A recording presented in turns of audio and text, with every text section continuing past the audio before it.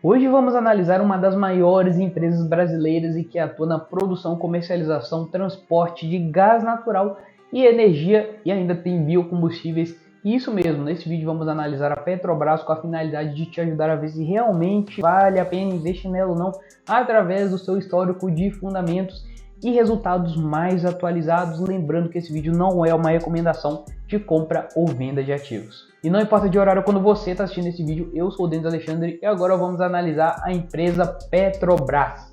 Nesse vídeo eu vou tratar sobre a breve história da Petrobras, dados da Bolsa de Valores, fontes de receita junto com o resultado mais atualizado, histórico de lucros, fluxo de caixa, endividamento e, claro, seus dividendos que estão explodindo. E no final do vídeo temos uma análise, um checklist com algumas informações e algumas opiniões pessoais minhas sobre ela e uma carteira de investimentos. Então fica até o final do vídeo. E o foco daqui é uma análise exclusiva dos resultados da companhia, então não vou entrar aqui no mérito macroeconômico e nem do ruído de curto prazo do mercado. Com isso, eu vou me ater somente ao histórico, fundamentos e resultados da própria Petrobras. E se você gosta desse conteúdo sobre análise de empresas e gostaria de continuar acompanhando, você já pode se inscrever no canal, ativar o sininho das notificações para não perder nenhuma análise e ficar bem inteirado sobre uma empresa que você pretende investir. Vamos a uma breve história então da Petrobras, e ela foi fundada por Getúlio Vargas em 1952, sendo isso no início da Segunda Guerra Mundial. Em meados de 1990 entrou um plano de desestatização e na época quem era o presidente já era o Fernando Collor. A questão é que nesse plano de desestatização que a Petrobras deixou de ser 100% estatal, mas ainda assim tinha a União como controlador. E desde fundação até 1997, a Petrobras teve o monopólio completo de produção de petróleo do Brasil e mesmo assim, depois da abertura de outras empresas petrolíferas, ela continuou sendo a maior produtora de petróleo de todo o Brasil. Nesse mesmo ano, em 1997, o FHC criou uma autarquia que iria servir para controlar o segmento petrolífero aqui do Brasil, e ela se chama ANP, existe até hoje, que é a Agência Nacional de Petróleo. E no ano de 2005 a Petrobras alcançou pela primeira vez a camada de pré-sal, que é uma área de reservas petrolíferas encontrada sobre uma profunda camada de sal no fundo do mar, e essas reservas são compostas por grandes acumulações de óleo leve e de excelente qualidade e com alto valor comercial. E no pré-sal não é necessário você ter aquele monte de campo de extração. Um campo de pré-sal produz o que é, por exemplo, 20 ou 30 postos iriam produzir. Logo, a infraestrutura proporcional para um campo de pré-sal é menor do que ter um monte que extrairia até menos do que ele. Então, depois de um tempo, começaram a fazer algumas investigações na Petrobras pelo alto prejuízo que ela vinha dando e pelo número demasiado de políticas públicas, e dentre eles, claro, os subsídios dos combustíveis e outra, isso afetava diretamente o resultado da companhia. Aí ela começou a ser alvo de investigação, aí teve a Lava Jato, aí na apuração foi visto que a real questão sobre a quantidade de refinarias e postos que eram adquiridas era na verdade sem sentido, e você muito provavelmente já conhece o final dessa história. E no momento atual a Petrobras tem 50,26% das suas ações ordinárias nas mãos do governo federal, 28,18% em ADRs nível 3, 3,53% em B3 estrangeiro, a legislação vou deixar aqui embaixo, 2,12% em FMP, FGTS Petrobras e 2,4% no varejo geral, e dessa parcela toda, 49,7% ficou em free float, ou seja, em livre circulação no mercado.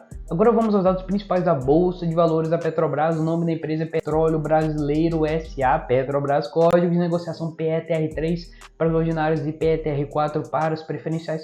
Fundação 1952, setor de atuação petróleo, gás e biocombustíveis, segmento exploração, refino, distribuição, segmento de listagem nível 2, free float total 61,2%, tag along de 100%, prazo ON e PN e valor atual de mercado 462 bilhões de reais. Indo agora para as fontes de receita da Petrobras, sendo a primeira delas as atividades de exploração e desenvolvimento da produção de petróleo e LGN, que é o líquido gás natural, sendo no Brasil e no exterior, com o objetivo de atender prioritariamente as refinarias do país e atuando também de forma associada com as outras empresas parceiras, além das participações societárias em empresas desse segmento no exterior.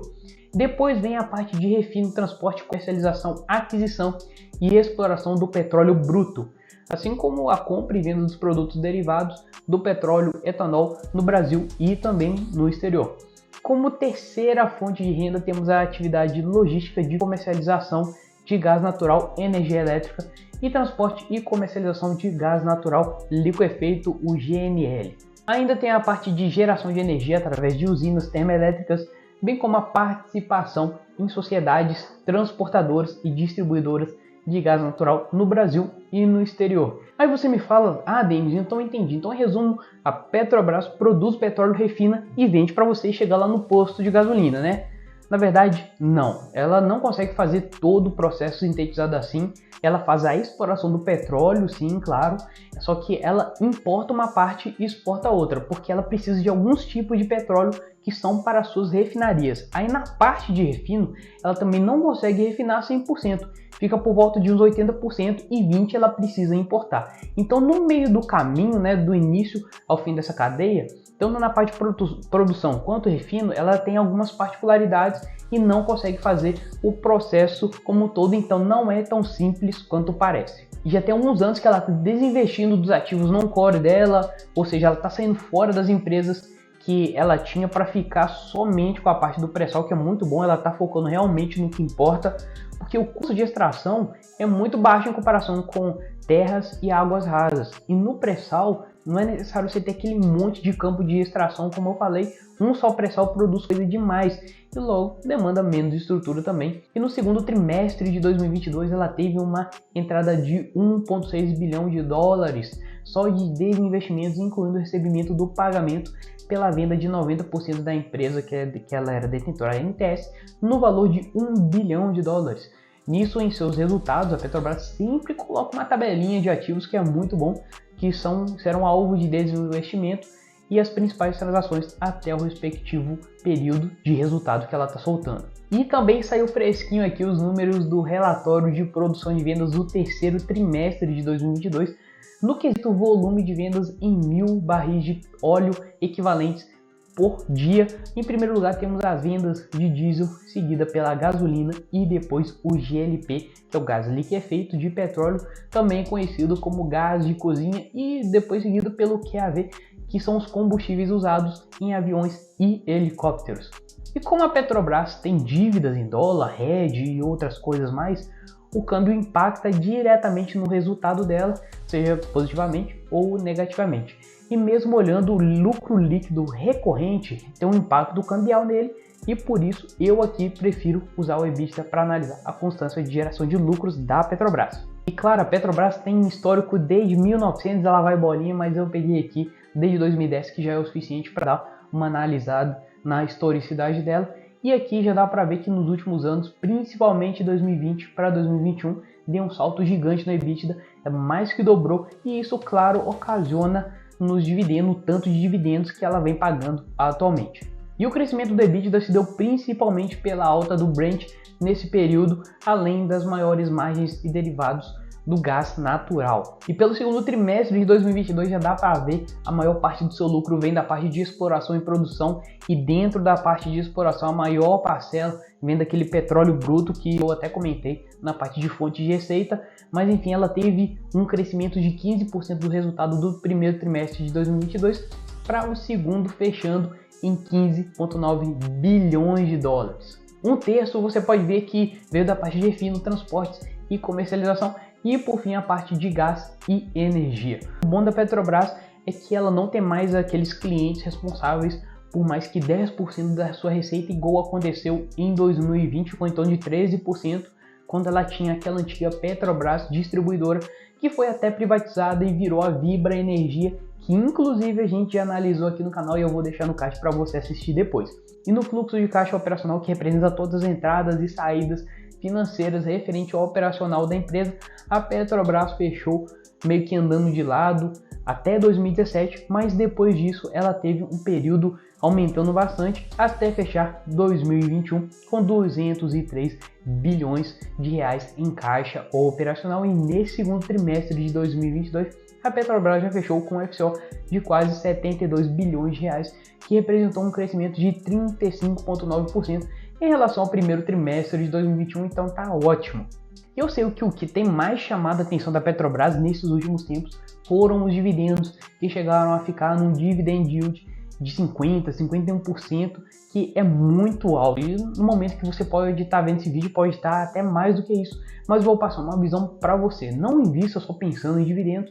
Olhe, analise os fundamentos da empresa. Se ela for boa, competitiva, lucrativa, não tem erro, em algum momento ela vai começar a distribuir dividendos, porque eles são a consequência e não são a causa. Agora, sobre seu endividamento, a realidade é que faz um tempo que as dívidas não são mais aquele problema para a Petrobras, estando ela atualmente em patamares bem tranquilos. Lá em 2015 foi seu pico de endividamento, com quase R$500 bilhão em dívidas, e se analisarmos a alavancagem dela, também podemos ver que a relação de dívida líquida sobre a EBITDA justamente em 2014 e 2015 foram muito altas, chegando a ficar em 32 vezes em 2014 e 15,4 vezes em 2015, até ir diminuindo e chegar nos patamares atuais e, consequentemente, mais saudáveis. No resultado do segundo trimestre de 2022, a Petrobras fechou com 53,6 bilhões de dólares em dívida bruta, estando grande parte do seu endividamento em médio e longo prazo, o que deixa a empresa mais tranquila para ela poder ir trabalhando. E por muito tempo, os impairments atrapalharam o resultado financeiro da Petrobras. Apesar dele ser uma baixa contábil e não ser uma despesa caixa, acaba que ele atrapalha mesmo assim os resultados da empresa. E o impairment mede a expectativa de geração de caixa dos ativos da empresa ao longo do tempo, fazendo uma projeção futura do preço do barril de petróleo. No segundo trimestre de 2022, teve um impairment de 847 milhões de reais. E antes de irmos para o checklist final e eu deixar minha opinião pessoal sobre a Petrobras, se você quer aprender a montar uma carteira de investimento de longo prazo robusta com foco previdenciário, analisando ativos de boa qualidade, e claro, com consciência, eu convido a clicar no primeiro link da descrição. Sem mais delongas, vamos ao checklist final. E a primeira coisa que a gente olha é a governança corporativa. E primeiro, ela está no nível 2 de governança. Se fosse para o novo mercado seria muito melhor, mas isso não vai acontecer tão cedo, não vai virar uma realidade tão cedo, porque o governo adora as preferenciais que não tem relação com o controle da empresa. Como outros pontos positivos da governança, ela tem um bom free float, 100% de tag along na zona NPN, remuneração dos executivos até tranquila, ou seja, que não é alta demais, mas em contrapartida, uma questão que pesa muito na análise é que ela tem um controle estatal. 50% das ações ordinárias estão nas mãos do governo, e para piorar, já tiveram várias investigações e escândalos de corrupção relacionados à Petrobras, e por isso, né, não preciso nem falar nada. Sobre a lucratividade, não tem muito o que falar. As margens vêm aumentando junto com os lucros, principalmente nos últimos resultados, vem melhorando muito, batendo um recorde, vem focando no que importa, que é o pré-sal, fazendo os investimentos necessários para o seu crescimento. Então, nesse quesito, tá ótimo a priori. Terceiro ponto é a geração de caixa, e também vem apresentando crescimento, gerando caixa operacional, principalmente desde 2019. Quarto ponto, endividamento. A Petrobras já teve um endividamento gigantesco, como eu falei, em 2014, 2015, com uma alavancagem imensa, mas melhorou muito até chegar nos patamares atuais. O negócio é ela continuar fazendo a gestão de seu endividamento e não deixar de extrapolar o limite da razoabilidade, como já aconteceu no passado. Agora vamos à minha opinião pessoal sobre a Petrobras. E a verdade é que enquanto o preço do Brent do petróleo continuar em alta, a companhia vai continuar ganhando rios e rios de dinheiro, e essa é a realidade, e por consequência vai continuar distribuindo aquele caminhão de dividendos enquanto isso aí perdurar. Ela continua fazendo desinvestimento no que não é interessante para a empresa, o que, como eu falei, reitero, é bom porque ela quer focar realmente no que importa, que é o pré-sal. Também é uma empresa que já teve intervenção do governo, já é um contraponto. Então, se você investir nela, tem que aceitar essa possibilidade.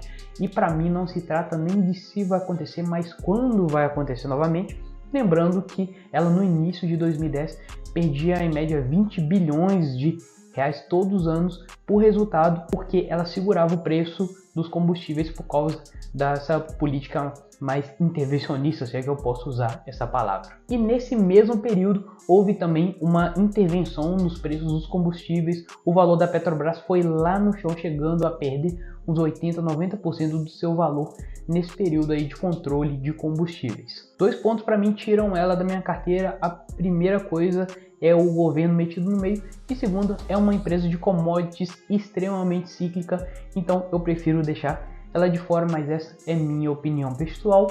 E se eu conseguir te ajudar de alguma maneira com essas informações e você quer acompanhar outras análises, já se inscreve no canal, ativa o sininho das notificações. Um grande abraço e até nossa próxima análise.